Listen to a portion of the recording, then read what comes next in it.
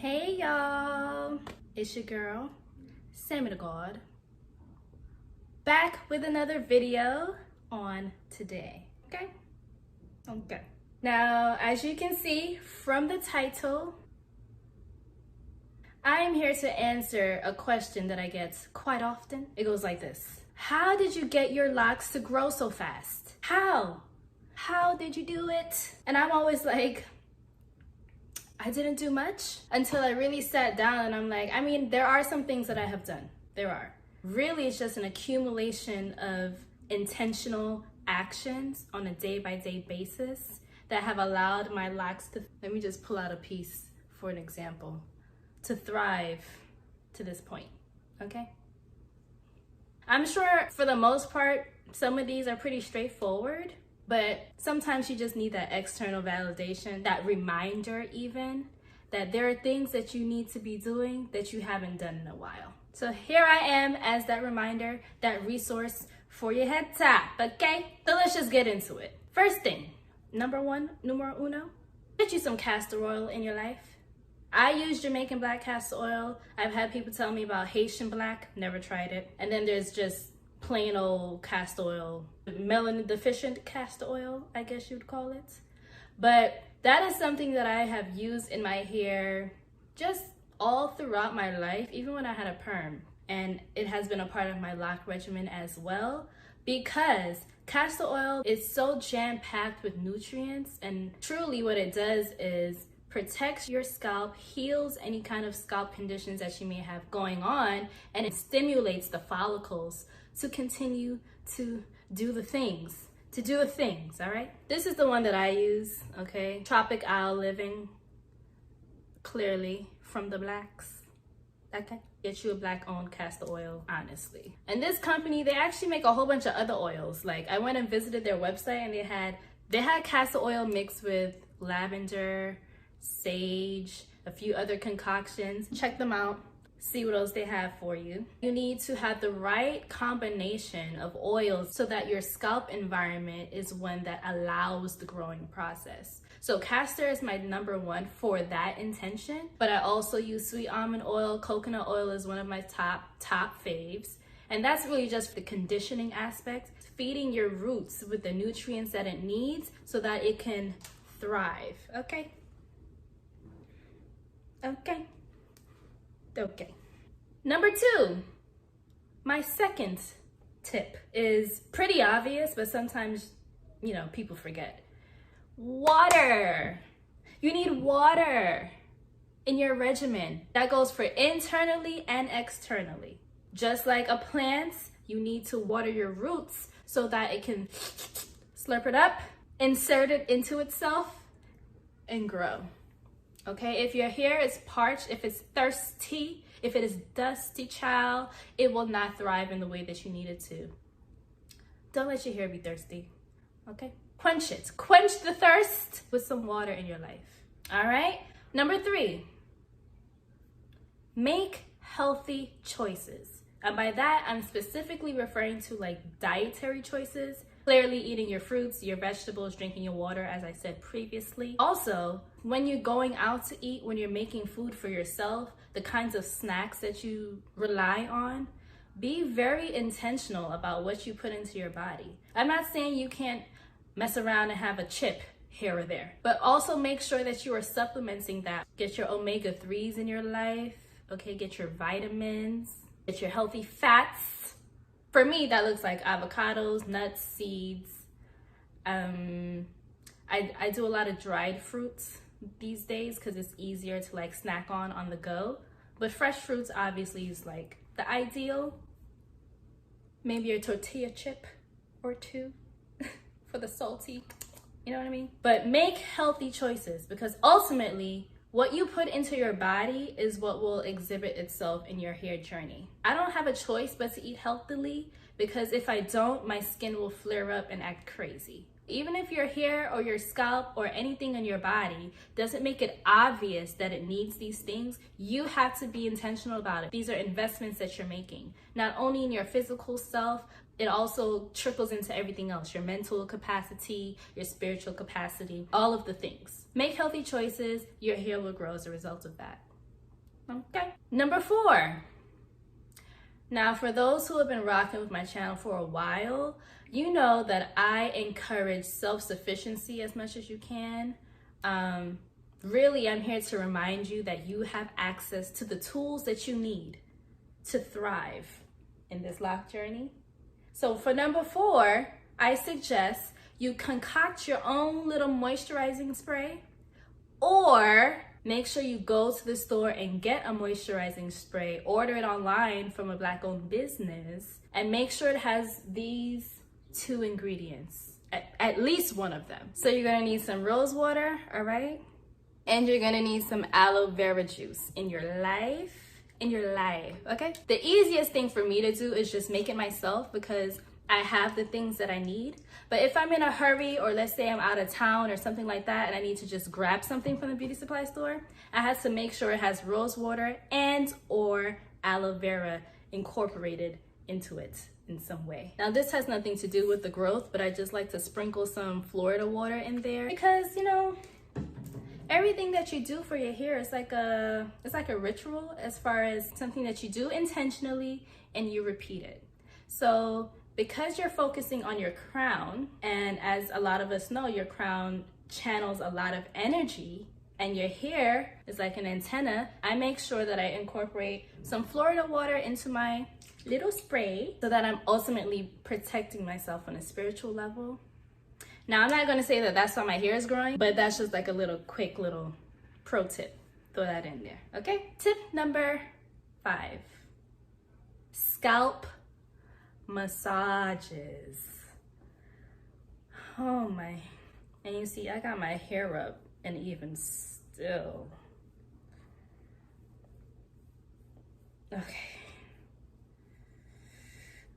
Okay, all right, relax, calm down.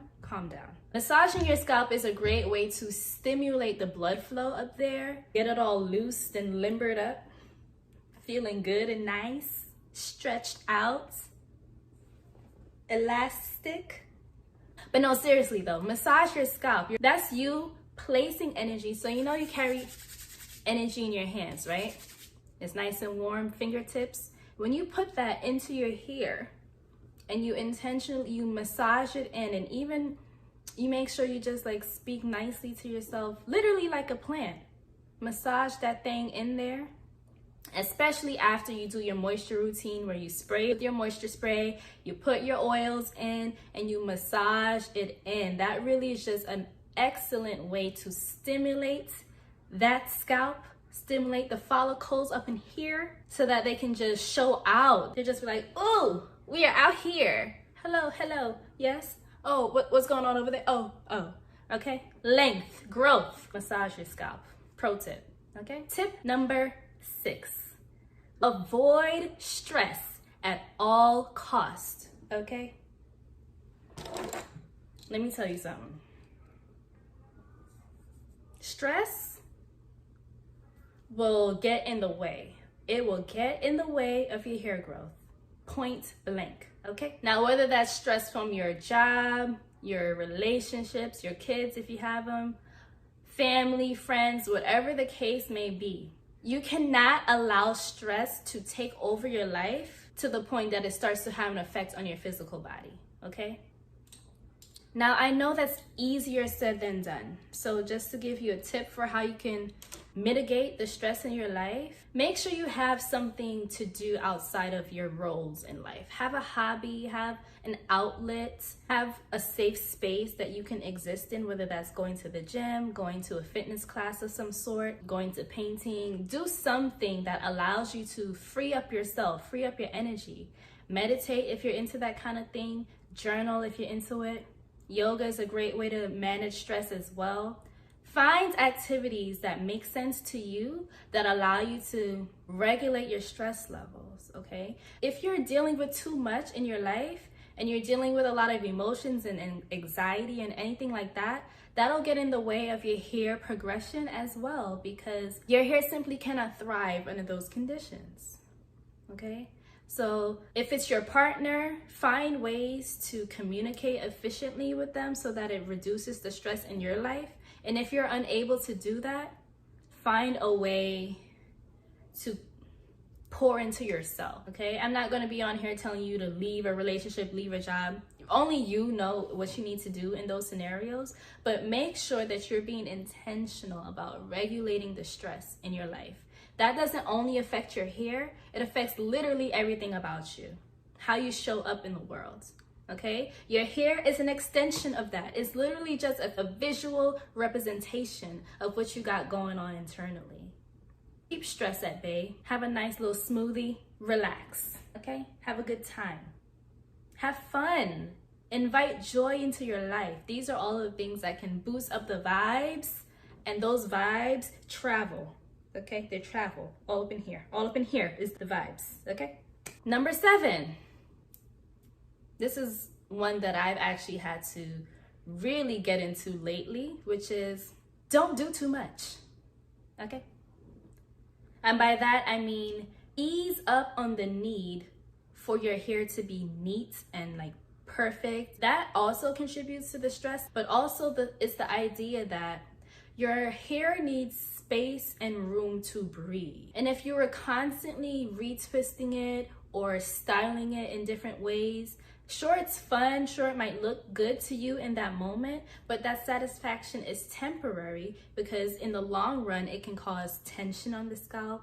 It can cause a lot of weight and like you're pulling at the roots. You have to be very gentle with your locks. If you circle back to my lock myths video, just a reminder, it's not indestructible. You have to treat it just like you would treat anything else in your life that is delicate. Take care of it. Take it easy on it. Don't do too much. Less is definitely more when it comes to the lock journey, for sure. And ultimately, if you do too much, your hair will definitely pay the price, and it'll show you. It'll be like, hey, you're doing way too much, and so I'm going to retreat until you figure it out. That's simply what will happen. If you want it to grow and thrive, chill out a little bit. Just chill out, relax, calm down. Don't do too much, okay? Number 8, keep that scalp clean, okay? Keep it clean. Keep it clean. Your scalp needs to be clean in order for your hair to grow, like simply. And one thing about the cleanliness, which ties into the not doing too much, you don't have to retwist your hair every time you wash it. That's something I used to do, and I think that I've probably said that in older videos. And if you've watched those videos and you were doing that in your regimen, I apologize. I take accountability. Truth be told, I used to think I had to. I thought in order to maintain my hair, I thought I had to retwist it every time I washed it. And I used to wash it every 2 weeks. So I was retwisting on that same schedule. I've since come to realize that that is a part of me and you doing too much. It's not necessary. Simply keep it clean. So if you want to wash your hair once a week or once every 2 weeks or whatever your schedule is, totally fine. But you don't need to retwist it every time you do that. Okay?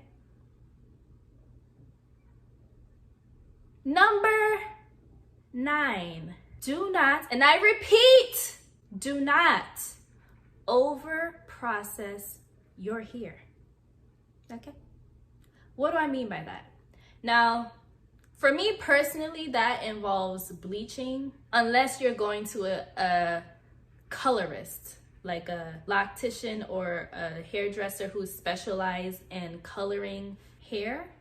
Don't do it yourself. I know there's a lot of videos out there of people showing you how to dye your hair yourself, how to bleach it. Do not do it yourself. I learned this the hard way. I bleached my ends at one point in time, and I realized after the fact that maybe some of the residue from the bleach or something was still left over inside, because your locks is like a sponge. So whatever you put on top of it, it goes inside of the core. So when it comes to bleaching and coloring your hair, you doing it yourself, is possible for you to miss something. Like when you're rinsing it out, you might not get every single thing out. When you neutralize the bleach, you might not get every single aspect of it because there's some inside of your lock too. And what happens is your hair starts to erode from the inside out. And that's exactly what happened to me. The bleach started to eat away at the ends of my locks. Where my hair is right now, this is 5.5 years, give or take, of growth. It would have been way longer than this, but I had to cut it because the bleach was starting to create brittle ends and split ends. And if I did this, just a gentle tug, that whole chunk of my lock would come off. Like, it was bad. It started to travel all the way up and up until eventually I had to just cut it. Like, oh no, we're not having that. So don't over process your hair. Do not do it. It's not worth it. Trust and believe. I went through it so you don't have to do it, okay? Just don't. And I've fallen victim to this too. You think that your locks are so strong because it's all of this hair together, so you think it can take more, but it can't. It simply can't. They can disintegrate real fast, okay? They can wither away before you even know it. You've ever had a plant that you water it, cool, and then you forget to water it one time, okay? One time you forget, and that thing will shrivel up on that ass, okay? It'll shrivel up and die, okay? Don't do that to yourself. Don't do it to yourself, okay? Unless you consult with a professional first. Okay, bringing it back in. Number 10, last but not least, wrap your hair, cover it up, okay? Specifically when it comes to sleeping, make sure you have, for the ladies, clearly get you a bonnet. For the fellas, bonnets probably is not your type of time. A lock sock will do.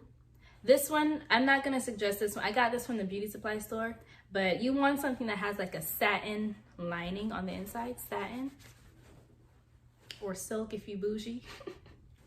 Get you a satin pillowcase, all of that. Sometimes I see people, they think because they have their locks, they don't have to worry so much about laying on fabrics. They can roll around and do all of that on the pillowcase and it won't be a problem. First of all, that'll contribute to lint, like, just so you know, because your locks is literally like just sweeping everything up. So there's that. But also the cotton and the fibers in the different fabrics that you are resting your head against will suck the life out of your hair.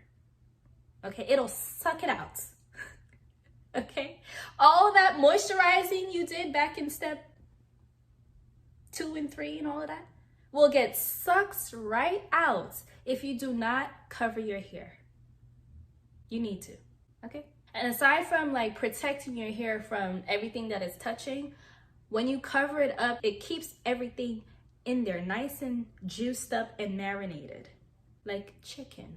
Just put all of the things that you need inside and cover it up and let it marinate, okay?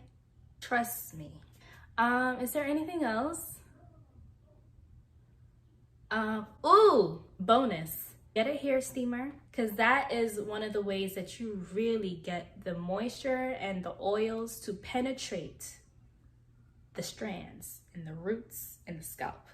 Steaming. I'm gonna do another video of me really getting into the details of lock steaming. Oh my gosh. I've literally only been doing it for a few months and I just wish I was doing it since day one, because it has elevated my regimen so much, like so much. Okay, yeah. So all of those things together make it a habit in your life. You will see growth in your locks. And I guess like an extra little pro tip is try not to be so focused on length. Really the goal is health, okay? Because your hair can be long, but then be damaged at the ends and then break off every 5 seconds. So it's really not about how long you can get your hair. It's about how healthy you can keep the environment up here so that it'll get to its optimal level of growth.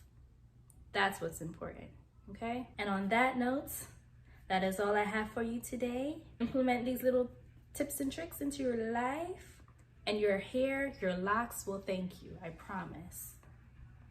All right? By the way, I have a membership. Okay, see you in my next video. Bye.